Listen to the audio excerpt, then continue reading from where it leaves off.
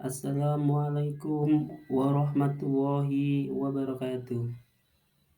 Perkenalkan, nama saya Kartono, SPD, dari SD Negeri Wangi 2, Kecamatan Jatirogo, Kabupaten Tuban.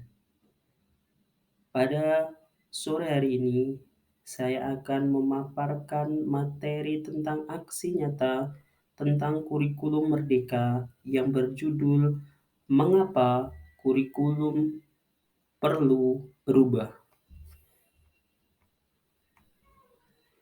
Kurikulum merupakan pedoman penyelenggaraan kegiatan pembelajaran untuk mencapai tujuan pendidikan. Lalu, mengapa kurikulum perlu dirubah?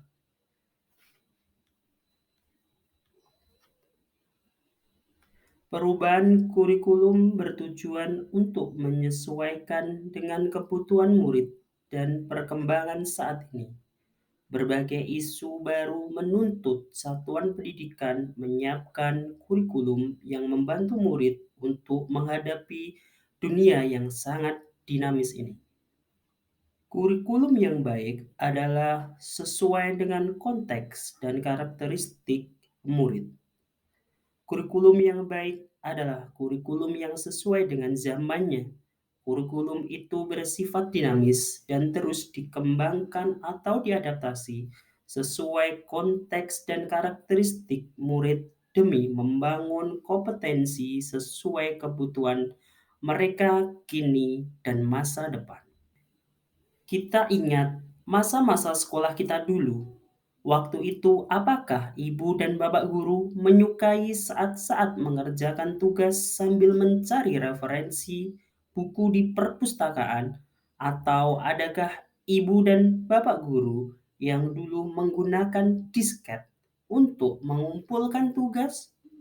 Kini murid kita tidak hanya memiliki buku-buku perpustakaan sebagai bahan referensi, berbagai materi bacaan dapat dijangkau melalui internet, termasuk referensi dari perpustakaan-perpustakaan terbaik di dunia. Betapa zaman sungguh telah berubah. Kita menjadi murid, mungkin cita-cita kita hanya menjadi dokter, polisi, tentara, atau jadi guru. Namun, kini pilihan cita-cita murid lebih beragam dan mungkin sesuatu yang tidak pernah terbayangkan sebelumnya. Mereka kini ada yang bercita-cita ingin menjadi ilustrator animasi, ilustrator karakter kartun, menemukan software komputer, pengembang aplikasi game, atau bahkan menjadi YouTuber. Kurikulum dirancang untuk menentukan segala kekuatan kodrat murid.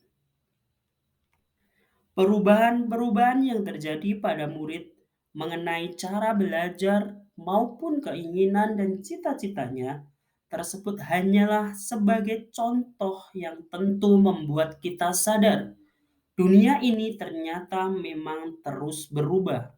Jika mengingat kata-kata Ki Hajar Dewantara pada modul Merdeka Belajar, maksud pendidikan adalah menuntun segala kekuatan kodrat yang ada pada anak-anak agar mereka dapat mencapai keselamatan dan kebahagiaan yang setinggi-tingginya baik sebagai manusia maupun sebagai anggota masyarakat.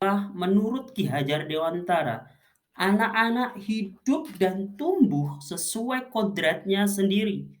Pendidik hanya dapat merawat dan menuntun tumbuhnya kodrat itu. Maka demi menuntun kodrat murid-murid kita, kurikulum yang kita selenggarakan juga harus terus menyesuaikan dengan kebutuhan mereka. Sebagai guru, kita harus belajar terus untuk mengikuti dan memahami kehidupan murid kita yang tergolong generasi Z dan Alpha. Berbagai penelitian yang menyampaikan bahwa mereka sulit dipisahkan dengan media sosial.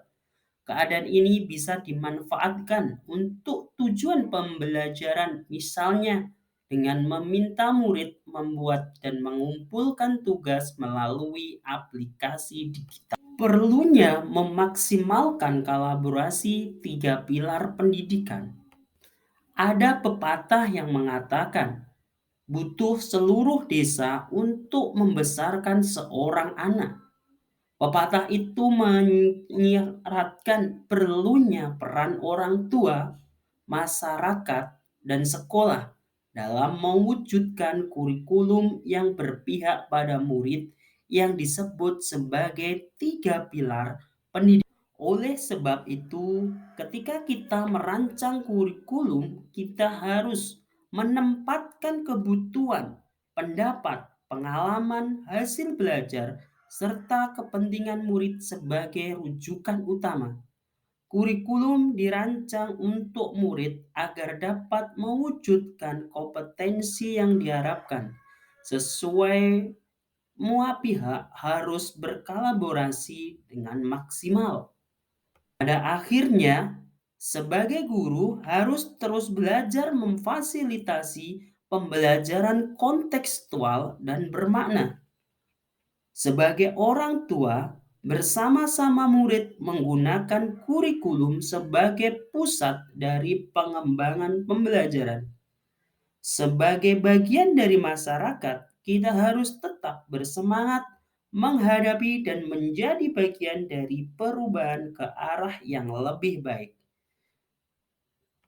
Terima kasih, Bapak dan Ibu guru. Salam dan bahagia. Semoga bermanfaat.